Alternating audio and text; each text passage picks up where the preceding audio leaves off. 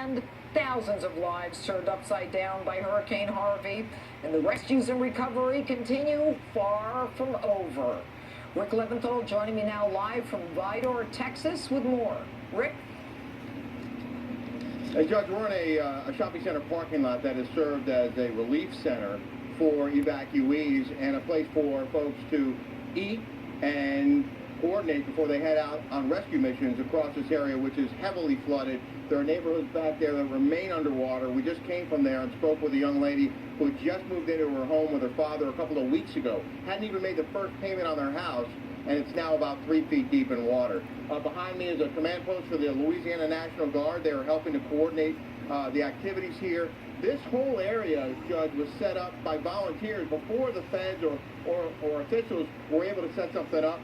This is one of the many volunteers who's working out here. They have a medical center set up here, so when evacuees are brought in, they're checked out. If anybody needs medical attention, they're getting it from volunteer nurses who come in from a variety of states. This is a food tent where they have served thousands of meals. And Reverend G, you set this whole thing up, didn't you? Yeah, well, what happened was we got a call that they needed help. They had their post here where the people were getting collected on this side. They were being processed and relocated to Louisiana. So what we did, we set up the initial aid station and the hot meals to go ahead and feed them, because a lot of them haven't had a hot meal, I think, for a couple of days. And a lot of the folks that you're helping are local residents who are coming in here and getting hot meal and water and some cases clothes. And then some of them are heading to shelter and some of them are going back home? Most are going back home. And the biggest thing that we have is we got individuals with boats and trucks that are going to neighborhoods that might have 10, 15 families that haven't been reached yet. And so what we do is when they come up, especially with the boats, we load them up and then they go. Instead of having those 8, 10 families show up here, we got individuals that are able to load up and go directly. And you're also feeding first responders. And 6 guys out here, yeah.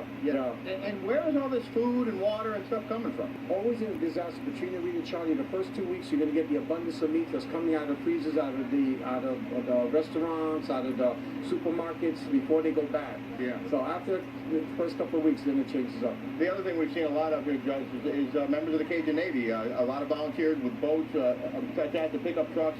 There's a curfew that's in effect in the city of Vidor from 7 p.m. till 7 a.m. and countywide from 8 p.m. to 6 a.m. So a lot of those folks have now gone home, but the need will be here for some time. Yeah, it will.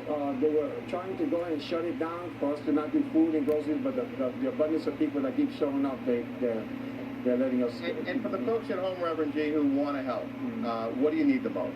Right now, to tell you the truth, we're getting a lot of stuff, like key things of water, for NGOs like us, and generators, and to keep stuff going. What's going to be more long-term as far as nonprofit organizations is going to be recovery. When all this population comes back here and all this leaves, that's when we have the biggest need. And that's happened all the time. Katrina, Charlie, all of them. Well, I know you've helped a lot of people here, thousands of people. And just understand this, I bring the logistics. All these volunteers, we never scheduled them. They just showed up and they carried the fight on. It's remarkable. It is. Good work. Good work. The feds have arrived as well, Judge. They set up 3 points of distribution across Orange County, and of course in other parts of Texas as well. We visited one earlier at a middle school, I think it was middle or elementary school, where they had trailer trucks full of water and ice and food, and they're giving that out too. But this is going to be going on for a while. All right, Rick Leventhal, thanks so much. And